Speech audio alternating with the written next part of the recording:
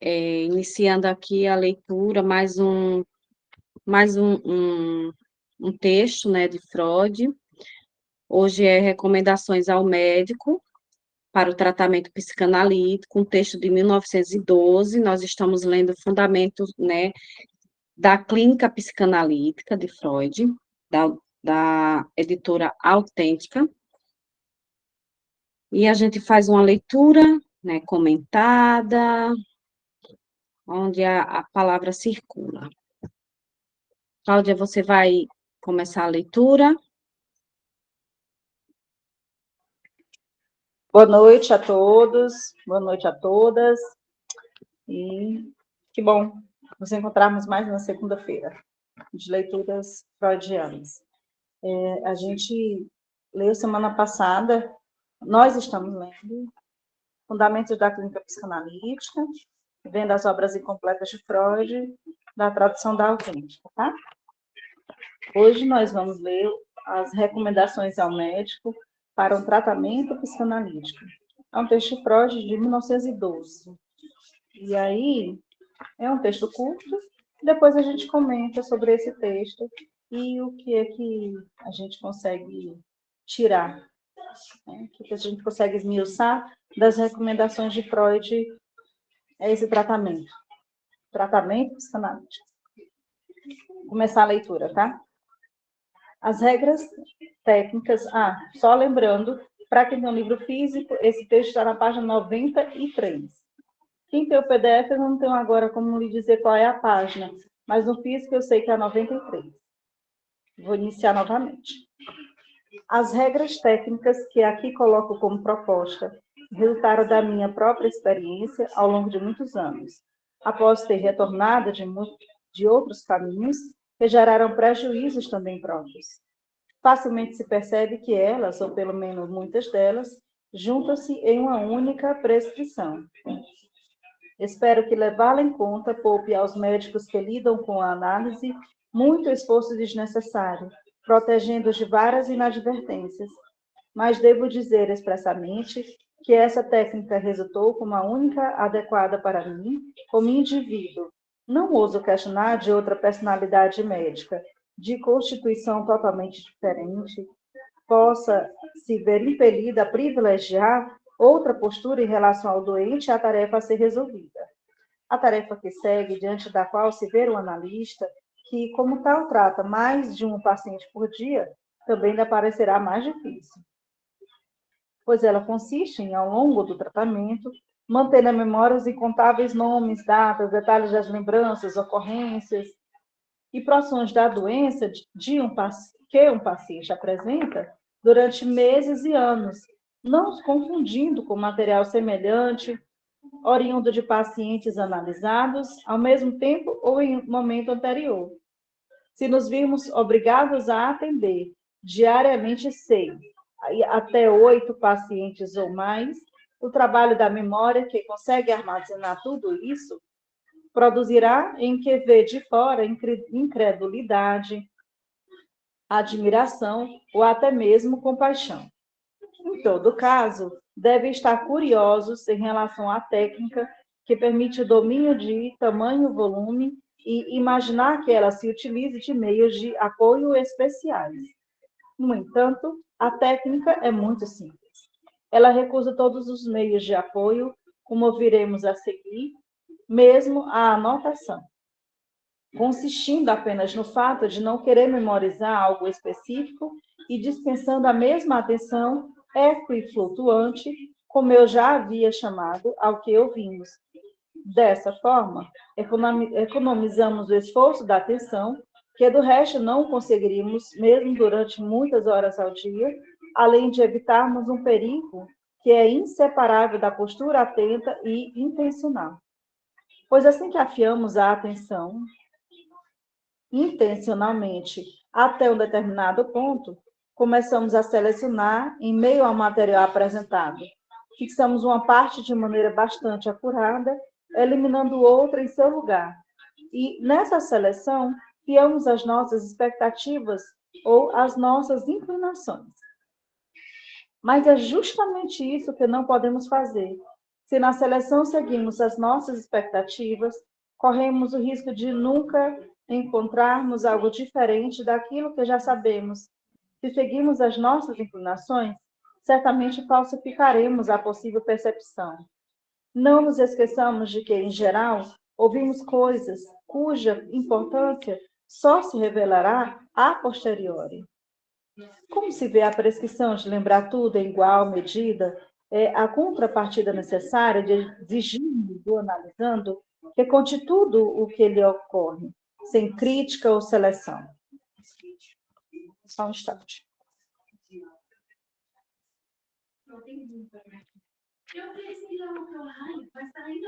Se o médico se comportar de forma diferente, em grande parte ele destruirá o ganho que resulta da obediência à regra psicanalítica fundamental por parte do paciente. A regra para o médico pode ser formulada da seguinte maneira: mantenha todas as influências conscientes longe de sua capacidade de memorização e se entregue completamente à sua memória inconsciente. Ou dito de maneira puramente técnica, ouça o que lhe dizem, não se preocupe, você vai lembrar de algo ou não. O que se consegue por essa via e por si só satisfaz a todas as exigências durante o tratamento. Aquelas partes do material que já se uniram em uma contextualização também se tornam disponíveis conscientemente para o médico. O restante ainda descontextualizado, caótico e desorganizado, parece estar imerso no primeiro momento, mas ressurge e se torna disponível na memória assim que o analisando apresenta algo novo, que possa estabelecer uma relação com esse material e através do qual possa haver uma continuidade. Então, recebe-se com um sorriso o elogio não merecido do paciente por conta de uma memória especialmente boa, mesmo se depois de anos a fio reproduzimos um detalhe que possivelmente teria escapado à intenção consciente de fixá-lo na memória.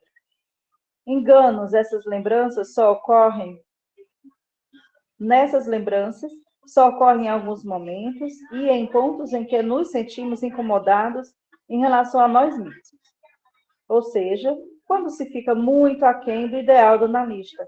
Confusões com o material de outros pacientes são bastante raras. Em uma discussão com o analisando sobre se e como ele teria dito algo específico, geralmente o médico acaba tendo razão. Não recomendo fazer anotações de grande extensão nas sessões com o analisando, nem fazer registros da sessão e assemelhados. Além da impressão desfavorável que isso causa em alguns pacientes, valem, por sua vez, os mesmos aspectos que destacamos na memorização. Necessariamente, fazemos uma seleção nociva do material enquanto anotamos ou estenografamos, além do que ocupamos uma parte da nossa atividade intelectual que deveria ser mais bem aplicada na interpretação do que ouvimos. Sem sermos criticados por isso, podemos aceitar exceções a essa regra, valendo para datas, textos de sonho ou resultados específicos relevantes que facilmente podem ser separados do contexto, sendo adequado como exemplos de uma utilização autônoma. Mas também não costumo fazer isso. Anoto exemplos à noite, depois de terminado o trabalho, a partir de que me lembro. Quanto aos textos de sonho que me interessam particularmente, peço aos pacientes que registrem após contarem o sonho. C. A anotação durante a sessão com o paciente se justificaria a partir da intenção de tornar o caso tratado o objeto de uma publicação científica. Isso dificilmente seria recusado. Mas temos de ter em mente que registros acurados do histórico analítico de uma doença trazem menos benéficos do que se poderia deles esperar. A rigor, eles pertencem àquela exatidão aparente da qual a psiquiatria moderna nos disponibiliza vários exemplos notórios. Geralmente são cansativos para o leitor e não conseguem substituir a sua presença na análise. Aliás, fizemos a experiência de que o leitor, se ele quiser acreditar no analista, também lhe dará o crédito pelo pouco trabalho que dedicou ao seu material. Mas se ele não quiser levar a sério nem a análise nem o analista, ele ignorará os registros acurados do tratamento. Não parece ser esse o caminho para resolver a falta de evidências encontradas nas apresentações psicanalíticas. É bem verdade que um dos méritos do trabalho analítico é que nele pesquisa e trabalho coincidem, mas a técnica que serve a um, de um certo ponto de vista, acaba se opondo à outra. Não é bom abordar um caso cientificamente enquanto o respectivo tratamento não tiver sido concluído. Construir a sua estrutura, inferir a continuidade, fazer imagens do status atual da situação de tempos em tempos, tal como o interesse científico o exigiria. O sucesso é prejudicado nesses casos que, de antemão, são definidos pelo aproveitamento científico e tratados de acordo com essas necessidades. Por outro lado, os casos que têm mais sucesso são aqueles em que procedemos quase sem intenção, nos surpreendendo com cada mudança de rumo e com que nos defrontamos, sempre desarmados e sem preconcepções. O comportamento correto do analista consiste em se alçar de uma configuração psíquica para outra, se preciso for, não especular e meditar enquanto analista, e só submeter o material obtido ao trabalho sintético do pensamento após terminada a análise. A diferença entre as duas configurações perderia a importância se já estivéssemos de posse de todos os conhecimentos, ou pelo menos dos conhecimentos essenciais sobre a psicologia do inconsciente, sobre a estrutura das neuroses que poderíamos obter a partir do trabalho psicanalítico. Atualmente, ainda estamos bem longe desse objetivo e não podemos bloquear os caminhos para verificar o que até agora foi descoberto e descobrir novidades a respeito. Sou insistente em recomendar aos colegas que, no tratamento psicanalítico, tomem como exemplo o cirurgião, que coloca de lado todos os seus afetos e até a sua compaixão humana, e estabelece um único objetivo para as suas forças psíquicas: realizar a operação do mais perfeitamente possível. Nas atuais condições, para o psicanalista, existe uma aspiração por afeto mais perigosa, que é a ambição terapêutica de realizar, através de seu meio novo e muito criticado, algo que possa ser convincente para outros.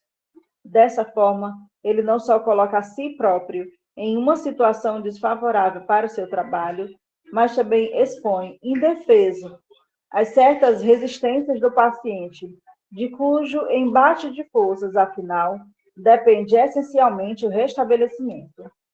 A justificativa para essa frieza a ser exigida do analista dá-se pelo fato de que, para ambas as partes, ela cria as condições mais favoráveis. Para o médico, a preservação desejável de sua própria vida afetiva. Para o doente, a maior amplitude de assistência possível hoje. Um velho cirurgião usou com seu lema as seguintes palavras: Je le pensou, Dieu de guérit, não sei. Ah, meu filho, francês é que péssimo. Quem tiver estudos em francês, por favor, corrija isso aqui. Eu lhe fiz os curativos, Deus o curou. O analista deveria se dar por satisfeito com algo parecido. É fácil inferir em qual objetivo essas regras aqui apresentadas confluem. Elas todas querem criar o método, no médico, o contraponto da regra psicanalítica fundamental estabelecida para o analisando. Assim como o analisando deve comunicar tudo o que ele capta em sua auto-observação, evitando todos os aportes lógicos e afetivos que querem motivá-lo a proceder a uma seleção, também o médico deverá ser capaz de utilizar tudo o que foi lhe dito para a finalidade da interpretação, do reconhecimento do inconsciente oculto, sem substituir a seleção descartada pelo doente por uma censura própria, resumida em uma fórmula. Ele deverá dirigir para o inconsciente emissor do doente o seu próprio inconsciente enquanto órgão receptor.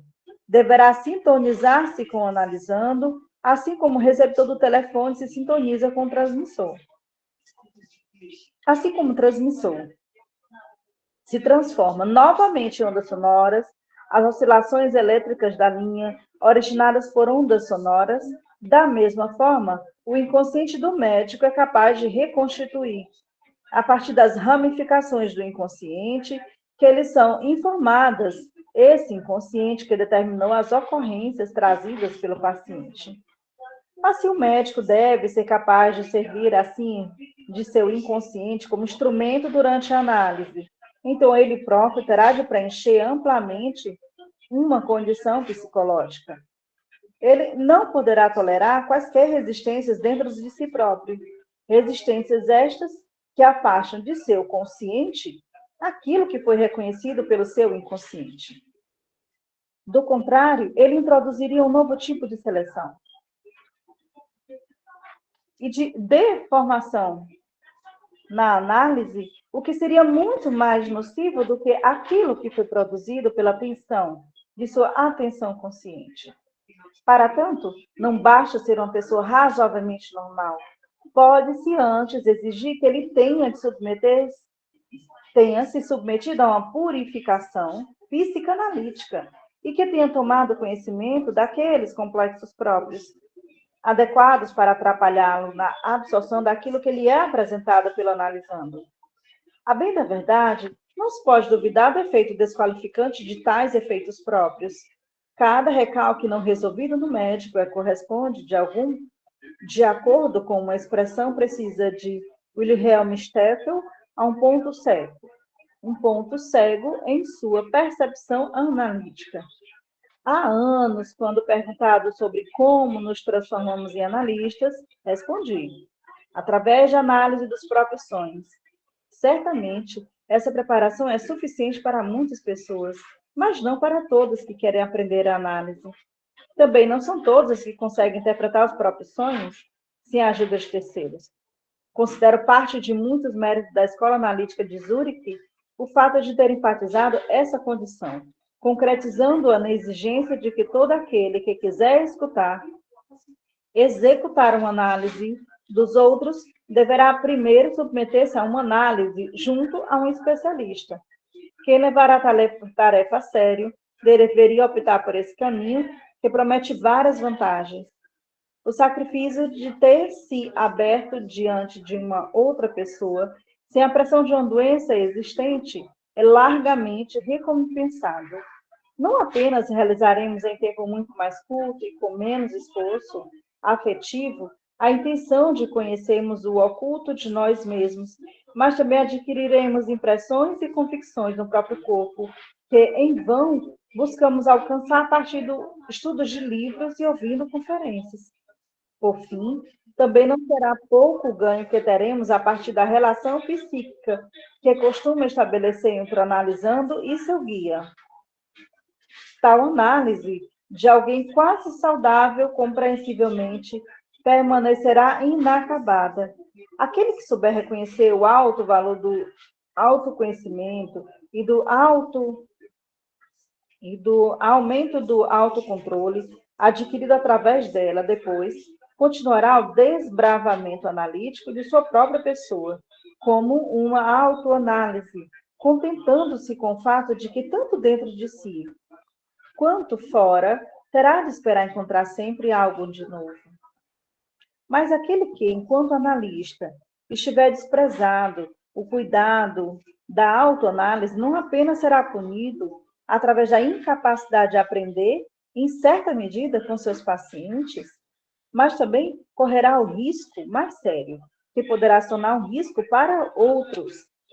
Ele facilmente irá se ver diante da tentação em uma tosca autopercepção, de projetar na ciência aquilo que, como se fosse uma teoria de validade geral, ele reconhecer das idiosincrasias de sua própria pessoa.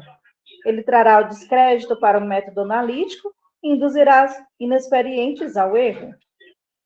Acrescentarei algumas outras regras em que se faz a transição entre a postura do médico para o tratamento do analisando. Certamente, é tentador para o jovem e ambicioso analista o fato de investir muito da própria individualidade para levar o paciente consigo e instalo com esse impulso por sobre as barreiras de sua personalidade estreita.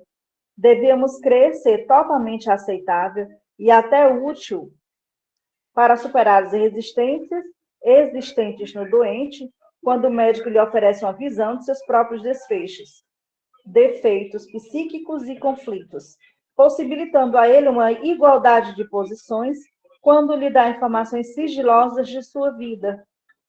Ora, a confiança de um equivale à do outro, dirão. A quem exige intimidade, do outro também deve dá-la em troca. Porém, no trânsito psicanalítico, muitas coisas acontecem de modo diferente do que esperamos a partir dos pressupostos da psicologia da consciência.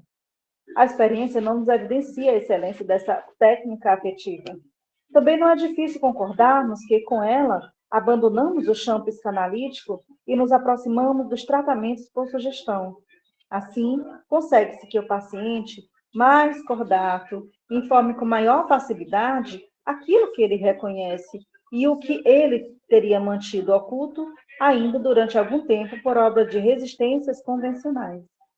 Para a descoberta do que é inconsciente para o paciente, essa técnica em nada contribui. Ela ainda o torna mais incapaz de superar as resistências mais profundas e, em casos mais graves, ela fracassa regularmente diante da insaciedade despertada no paciente, que passa a querer inverter a relação, achando a análise do médico mais interessante que a sua própria. Também, a resolução da transferência, que é uma das tarefas principais do tratamento, é dificultada pela postura de intimidade do médico, e o eventual ganho inicial ao final é mais do que anulado.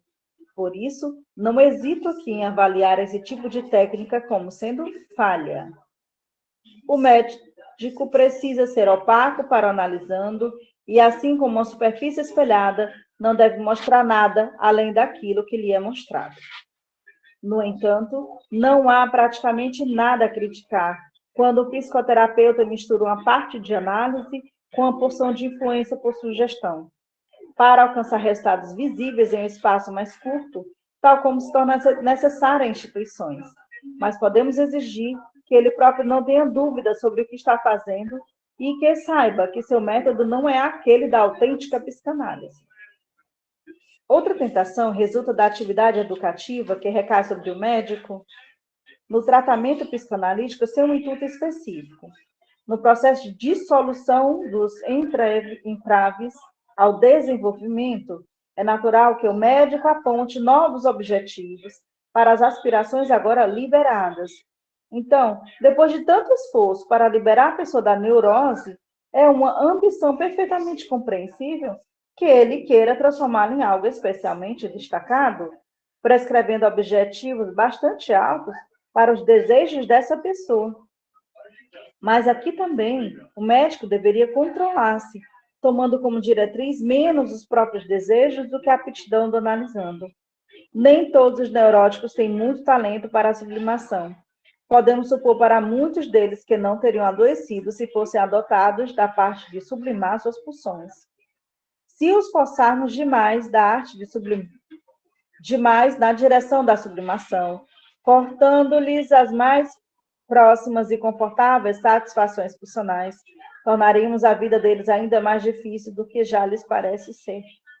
Enquanto médicos, precisamos, antes de tudo, ser tolerantes diante da fraqueza do doente, precisamos nos contentar com o fato de termos recuperado uma parte da capacidade de realizar e fruir também para o paciente, que não apresente elevados valores. A ambição educativa é tão pouco adequada quanto a terapêutica. Além disso, considere-se que muitas pessoas adoeceram justamente na tentativa de sublimar suas pulsões, para além da medida autorizada pela sua organização, e que, naqueles capazes de fazer a sublimação, esse processo costuma acontecer por si mesmo. Assim que suas inibições são superadas através de análise. Portanto, acho que o empenho em utilizar o tratamento analítico regularmente para a sublimação das pulsões será sempre louvável, mas definitivamente não é recomendado para todos os casos. Entre que limites devemos usar a cooperação intelectual do analisando no tratamento? É difícil afirmarmos algo a esse respeito que tenha validade geral. A personalidade do paciente é fator decisivo em primeira linha. mas cuidado e reserva também devem ser observados aqui. É incorreto dar tarefas analisando, tais como reunir suas lembranças, meditar sobre um determinado período da sua vida e tarefas assemelhadas. Ele terá antes de aprender principalmente o que não é fácil para ninguém admitir, que pela atividade intelectual, como a meditação, que pelo empenho da vontade e da atenção, não será resolvido nenhum dos mistérios da neurose, que só serão resolvidos através do segmento do paciente na regra psicanalítica, que estipula o desligamento da crítica ao inconsciente e seus derivados.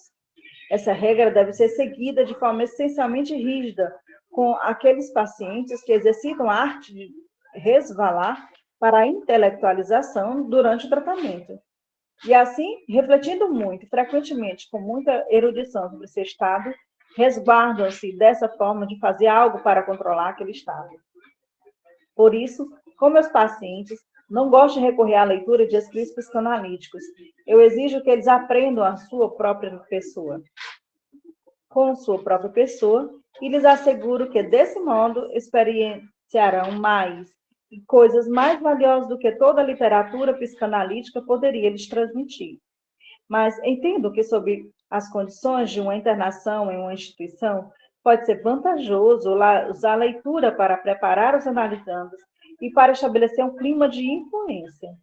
Desaconselho veementemente que busquem a concordância e o apoio dos pais e parentes, dando-lhes para ler alguma obra introdutória ou mais aprofundada da nossa literatura. Geralmente, essa medida bem intencionada é suficiente para fazer eclodir precocemente a oposição natural e, em determinado momento inevitável dos parentes contra o tratamento psicanalítico de seus familiares, de modo que nem se chega a começar o tratamento. Exprimo aqui a esperança de que a experiência progressiva dos psicanalistas logo nos leve a um consenso sobre as questões da técnica com que se deva tratar de modo mais eficaz os neuróticos. Quanto ao tratamento dos parentes, confesso aqui minha total desorientação e deposito pouca confiança em seu tratamento individual. Essa foi a leitura do texto. Recomendações ao médico ao tratamento psicanalítico, o texto de 1912. Agora a gente vai começar as considerações. Jô, se você quiser começar. Só respondendo a Francinete, né, a gente terminou o texto, né, de recomendações ao médico para o tratamento psicanalítico. E aí, é um texto de 1912, logo após o que a gente leu semana passada, né, que foi a análise selvagem. Então, assim, eu achei bem interessante esse texto, ele é bem instrutivo, né, mas eu fiquei pensando muita coisa sobre ele, né, e me vi em algumas coisas. Primeiro, quando ele vai começar aqui, né, essas tarefas, né, que ele fala logo do início que o analista, que como tal trata mais de um paciente por dia, também lhe parecerá a mais difícil, pois ela consiste em longo tratamento manter na memória os incontestáveis nomes, datas, lembranças, ocorrências. E isso, né, eu fiquei pensando naquelas propagandas que tem como você ter mais pacientes, encher a sua agenda, né? A gente tem experiência da supervisão, pessoas que deixam a supervisão dizendo que não tem como mais, porque a agenda está cheia, né? Então, é mais difícil você ter, né, lidar com tudo isso, porque a análise, ela não é feita de qualquer jeito, como a gente viu aqui nas recomendações de Freud, né? Ela requer um tratamento longo, e um longo que não tem a ver com o tempo lógico, né? Que a gente sabe disso. Não é questão do tempo lógico, mas uma questão de desmiuçar aquilo, né? Num processo de investigação, como o Freud falou no texto, um cirurgião, né, ali tentando buscar chegar à causa, né, daquele sofrimento do qual o analisante chega até os consultórios. E essas questões de se apegar, né, a todas essas coisas que o analisante fala, né? Freud vai trazer essa questão, né, é muito clara, né, que a gente vai escutar, mas é uma atenção que não se apega a nada, né? Porque se a gente se apegar a alguma coisa, a gente deixa de se apegar a outra, como ele diz, vai eliminando, né? Essa escuta, ela precisa ser uma escuta que não se apega. Mas eu achei aqui interessante também sobre a questão de que você não deve se preocupar, né? Quem tem a prática da clínica vai se ver aqui, porque o analisante, né, tem anos ali com você, ou meses, e ele falou alguma coisa que logo a posteriori, como Freud fala, vai fazer sentido, mas é um só depois. Por isso que na psicanálise a gente escuta muito isso, é um só depois. Porque ali as voltas do discurso, né, aquilo que o analisante falou ali não é a mesma história que ele conta depois, mesmo ele repetindo.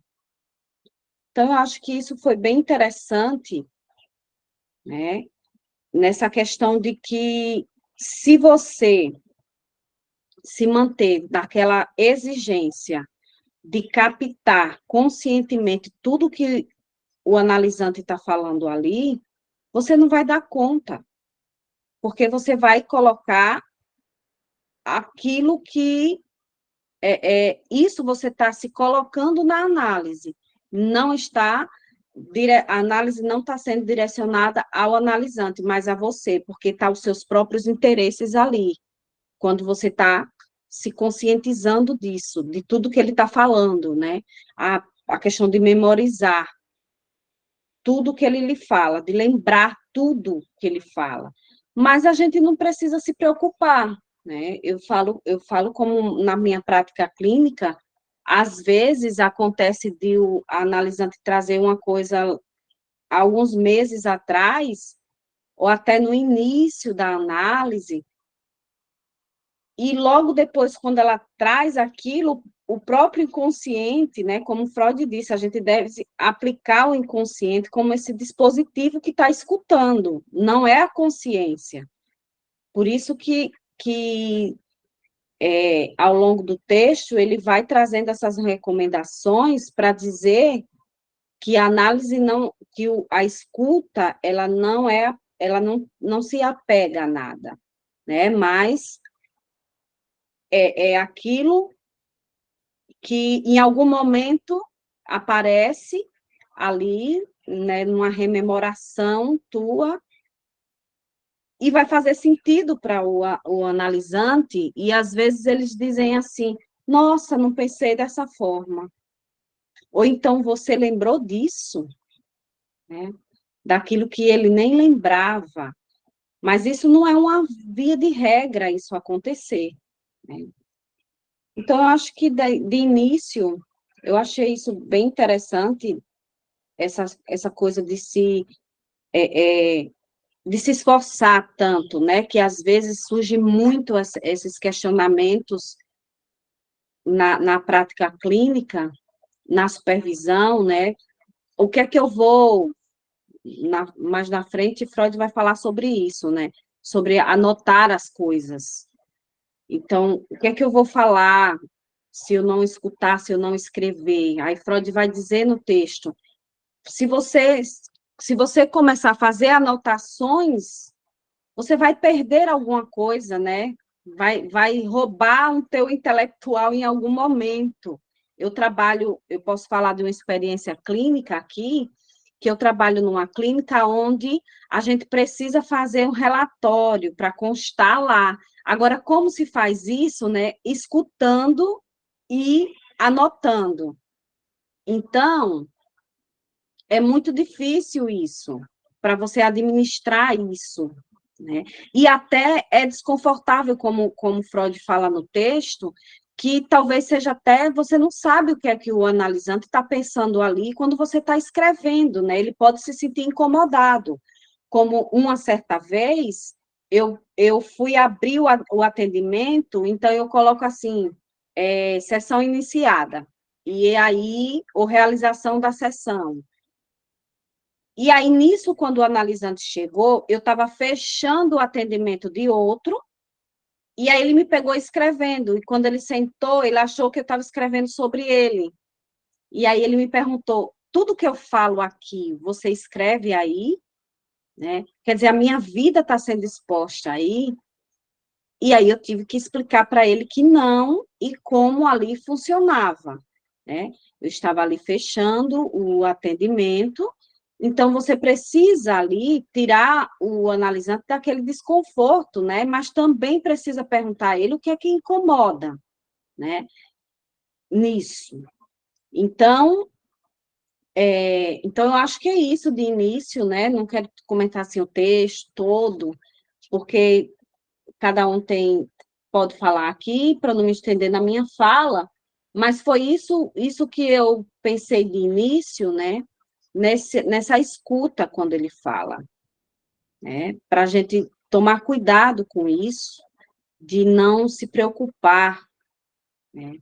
De querer escutar ali tudo tomar nota de tudo que está falando, aí esqueci isso, o que foi que ele falou de início, né? Se pegar ali, mas ele também diz, quem sabe depois, né? Ele fala assim, que depois de todos os atendimentos, foi o que deu para entender aqui, que ele está falando do texto, né, ele ressalta que é da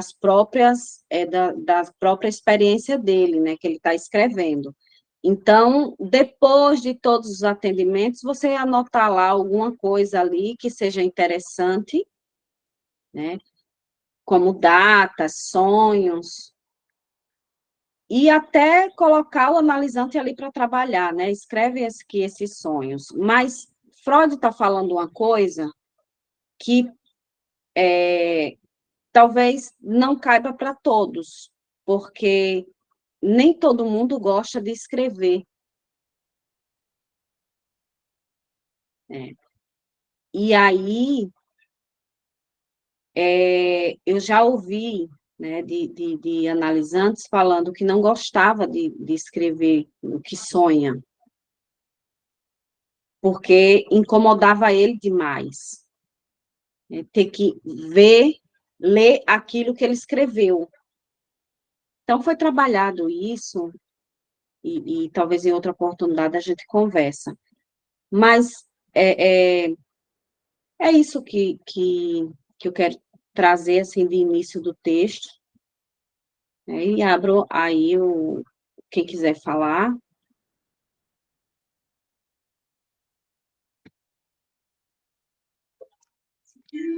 Eu queria trazer um pouco sobre esse primeiro ponto que Freud traz nesse texto, que é sobre a memória.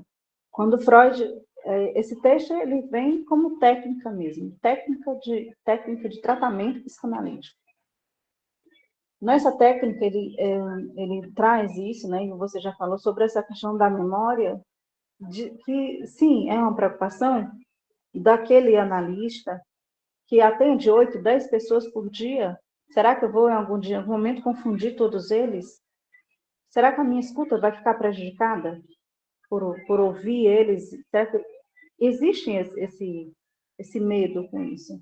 Aí, o que Freud diz aqui no texto? Ele diz que a técnica correta para você conseguir saber fazer a diferenciação entre eles é a atenção. A atenção equiflutuante, é o que ele traz aqui. Essa atenção, né? Atenção flutuante, atenção equiflutuante, que é o termo que traz nessa versão aqui, ela não é só não colocar, não colocar a atenção naquilo que se ouve, mas é colocar essa atenção suspensa. Suspensa em face do que se escuta, em tudo o que se escuta. Colocar essa atenção em suspensão. Freud, ele está aconselhando não a se memorizar nada para lembrar de tudo. Ah, eu preciso lembrar de tudo isso aqui. Eu tenho que guardar tudo na memória. Não é isso. Mas é ouvir tudo para lembrar do material. Ouvir tudo para lembrar desse material exposto que o analisante traz. E esse material, ele só é exposto na associação livre. E essa associação livre só está estabelecida na escuta. Entende? Como é que a memória atravessa a escuta e essa atenção flutuante?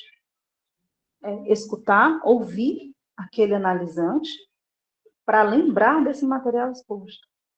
Lembrando o que a gente busca no discurso do analisante. Lembrando dos que a gente busca. A gente não busca o blá, blá, blá. A gente busca sonhos, atos falhos, sintomas e xixes.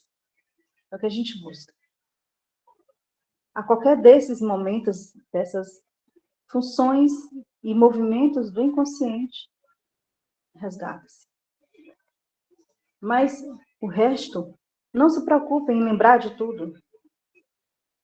O analista tem uma excelente memória, mesmo que a gente não anote ali no momento, quando o discurso do nosso analisante virar, quando ele fizer a curva, você vai lembrar. Aí você vai dizer, poxa vida, é exatamente aquilo que ele falou há um mês atrás, ele disse isso, ainda há 3 meses atrás ele falou isso, olha só, é disso que se fala. Quando Freud ele traz essa questão do registro, né? Vamos registrar agora os dados do paciente. Claro que, para quem trabalha com muitas pessoas, ou trabalha em instituições, que foi que Freud também trouxe aqui, algumas coisas é importante que você traz. Como a Jo trouxe aqui, trabalha numa clínica, e a clínica exige o prontuário. Você trabalha no hospital, há prontuários. Se você trabalha na sua clínica particular, o CRP exige prontuário. Se não tiver, meu filho, o prontuário do paciente, você está ilegal no CRP, de acordo com a resolução de 2019. Tem que ter, sim. Mas em que momento? O que se anota naquilo? Na frente do paciente, como Freud diz, nada. Nada. O que se anota depois? As coisas que são as únicas exceções que Freud traz para anotação sua, seu embasamento, porque alguns analistas fazem duas anotações. Uma anotação para constar se de repente o CRP aparecer lá para quem não é só analista, mas para quem responde aí a qualquer que seja o conselho, né? Para quem responde ao conselho de psicologia, para que não apareça alguém e só não pode, você não pode ficar assim. E vai precisar provar que você tem um prontuário, anota as coisas assim básicas. Escuta flutuante, acabou-se a conversa. Escuta ativa, essa é a evolução que sai.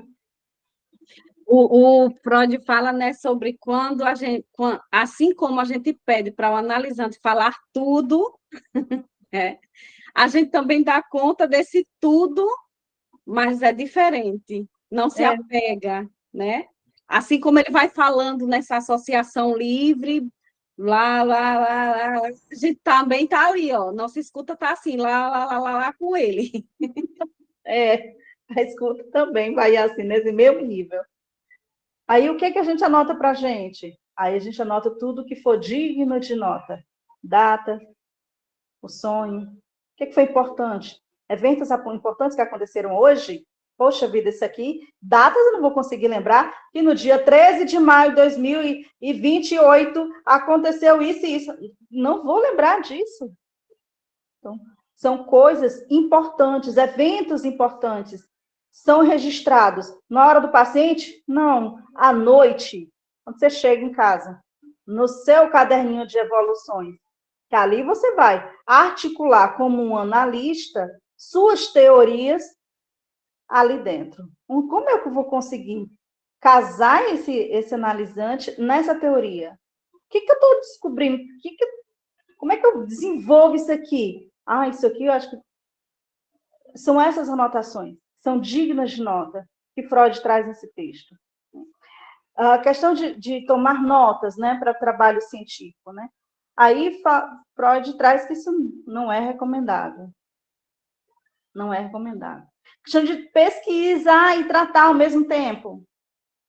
Freud diz que isso aqui, ainda que isso desse processo faça coincidir, porque como psicanalista, também sou pesquisadora, e aí disso que a gente fala, nosso tratamento é baseado na pesquisa, que a gente lida com a subjetividade, e ninguém é igual, a gente respeita a subjetividade um do outro, e mesmo que haja sintomas semelhantes, adoecimentos são diferentes.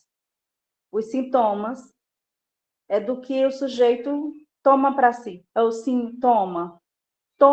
Ele toma para si a forma como ele carrega o toma dele, o sim dele. Sim, peguei, sim, é meu, é meu. Então, é disso diferente. Apesar disso, a técnica analítica ainda é exigida, ainda é frente a esse outro. Ainda é frente, claro, sempre pensando no outro. Num outro ponto, Freud ele traz que o analista ele precisaria ter uma atitude no cirurgião. A gente sabe que ele foi médico, né? Médico, neurologista, embora ele não acentue esse poder de aconselhar essa postura, né? Por causa dessa ambição. Né? Cirurgião, quem trabalha no centro cirúrgico sabe que é Deus no céu, Deus na terra e o cirurgião lá no céu. Deus é o inverso, né? Deus é que está aqui e eles lá em cima. Embora isso, não o analista precisa entender que ele não deve ter essa atitude, porque evita que o analista se posicione de forma fria perante aquele analisante. E a gente sabe que na análise são dois inconscientes trabalhando juntos, às vezes três, se você tiver com um terceiro, uma tela, então 2 ou 3, trabalhando, fazendo movimentos. Então, se posicionar de forma fria como cirurgião não é aconselhável. E há um desgaste emocional muito grande desse analista. O paciente, esse analisante, esse nossa escuta que está ali de frente, né?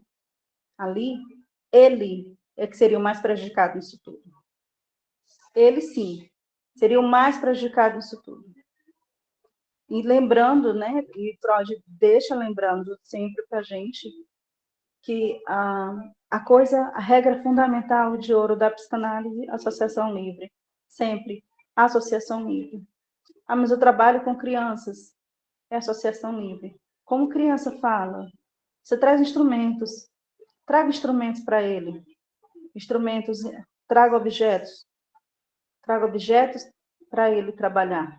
Desenho, objetos terapêuticos, traga pinturas, tela, brinquedos, traga objetos. Ali ele fala.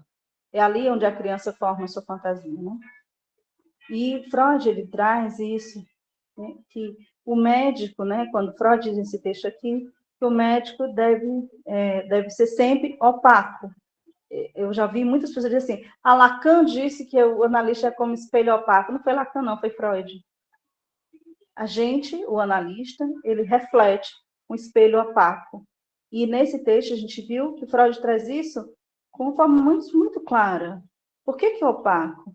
Porque o analisante que está na nossa frente, ele só deve olhar para a gente e refletir a imagem dele.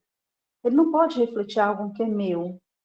Significa que eu não posso ser atravessado com aquilo o que é meu. Vou passar para ele, olha, eu acho que eu sei o que é melhor para você.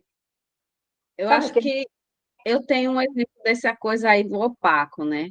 Uma vez uma analisante chegou para mim logo no início e ela falou isso dizendo assim: "Ah, eu ia para outra psicóloga, né? E eu sabia mais da vida dela do que ela da minha, né? Então, o analisante não se via ali, né? Ele via a psicóloga, né? Então, não existia, ele não se via nela, né? Aí outros chegam e dizem assim, olha, é bom estar aqui neste lugar onde tem uma pessoa que me entende, que me escuta, que não me julga. Então, ela está se vendo ali.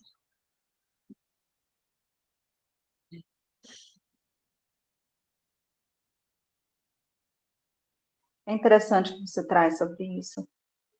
Nos próximos pontos, Freud ele vai falar sobre essa sublimação do equívoco, que é da gente fazer com que esse sintoma não atravesse o sintoma, mas desloque o sintoma. Não, você sublima isso, você mostra, isso também é um perigo. Há um perigo muito grande nisso. Freud traz sobre a questão das tarefinhas.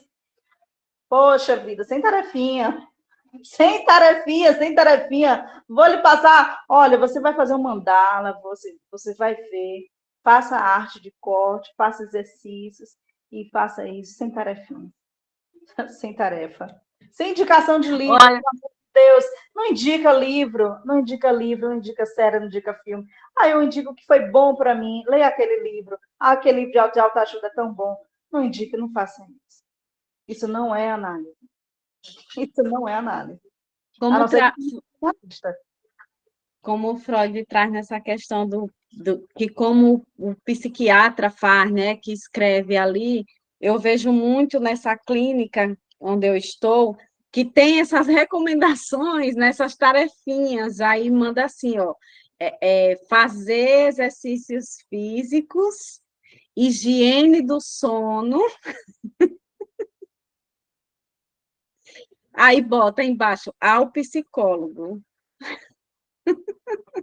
Quer dizer, eu tenho que também enxergar isso e introduzir isso, sabe, na escuta e recomendar.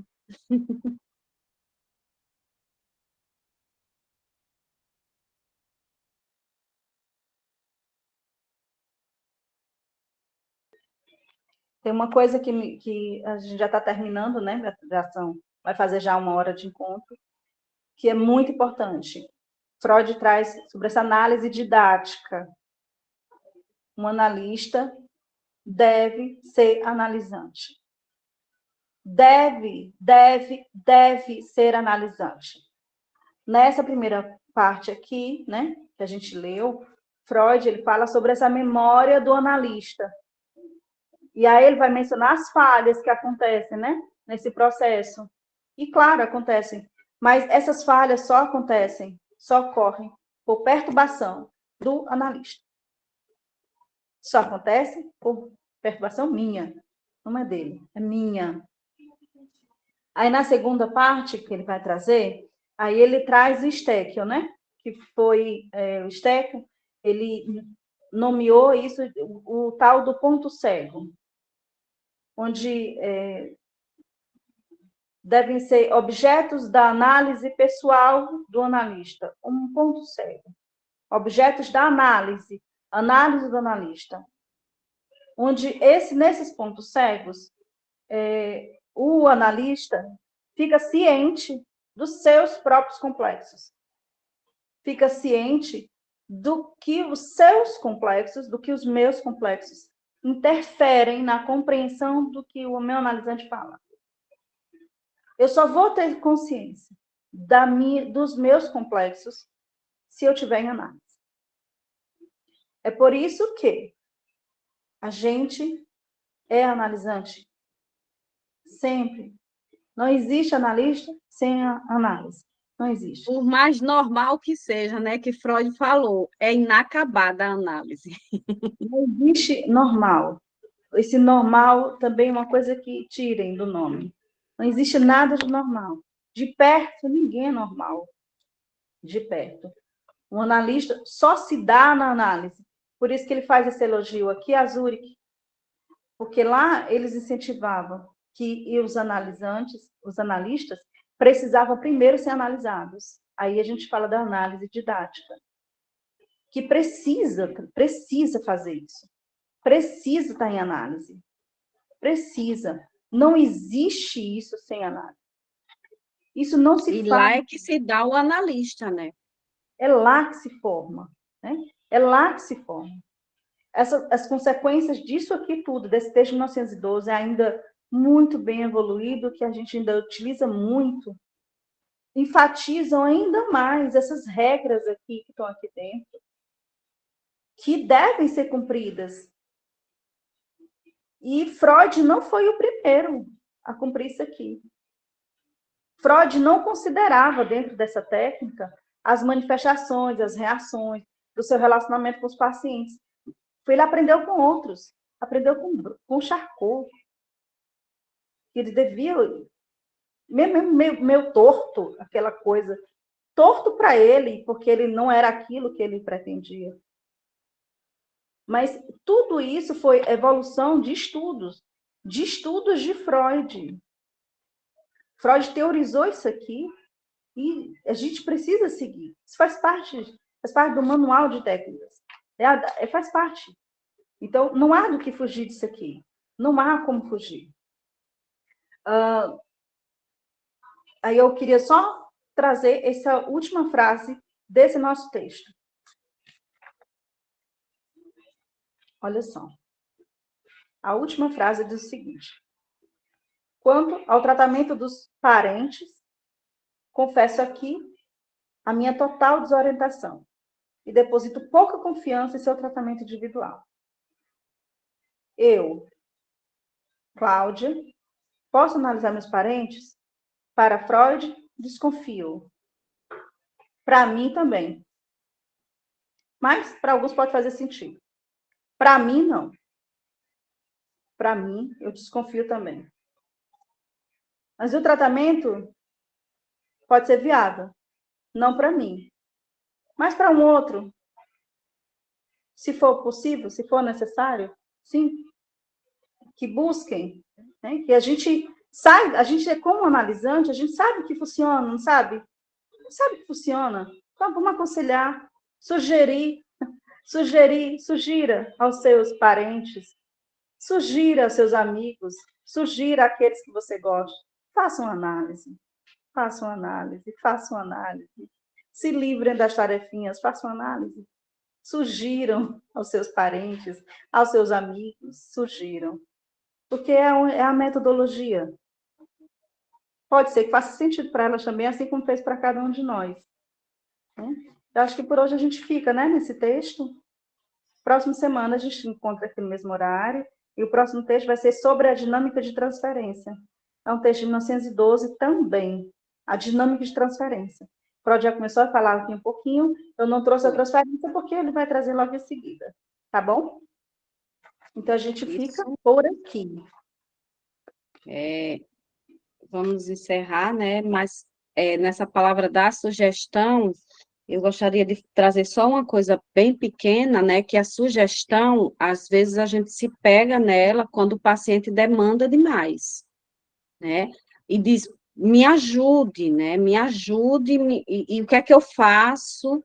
Então, é uma coisa que a gente precisa prestar muita atenção, porque às vezes o paciente chega, o analisante chega em muito sofrimento, e aí, né, a gente diz, nossa, está sofrendo tanto, meu Deus, o que é que eu faço, né, aqui, para ajudar essa pessoa? E a gente cai nessa de responder aquilo, né? Vou tomar para mim, vou carregar no colo.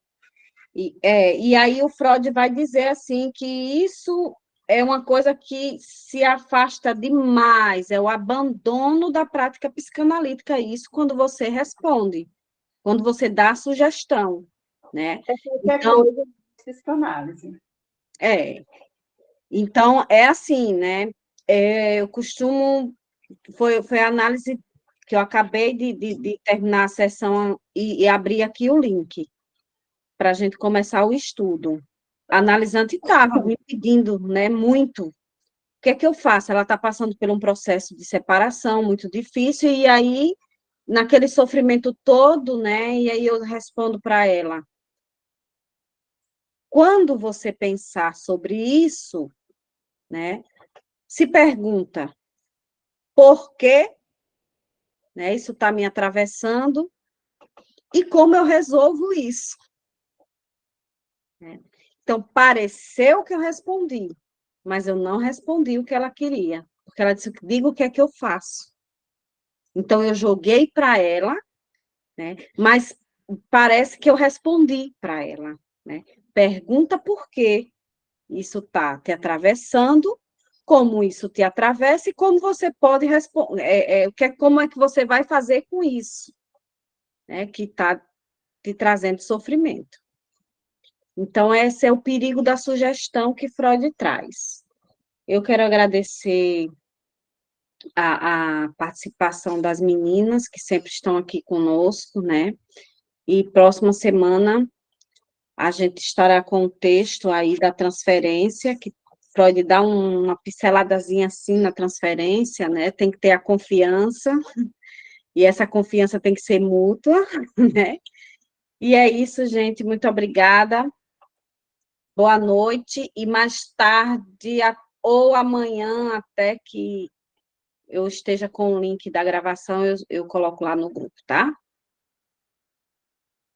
Um beijo para todas. Boa noite, boa noite, boa noite. Espero que todos assistam, Boa viu? noite. Tchau. Boa noite.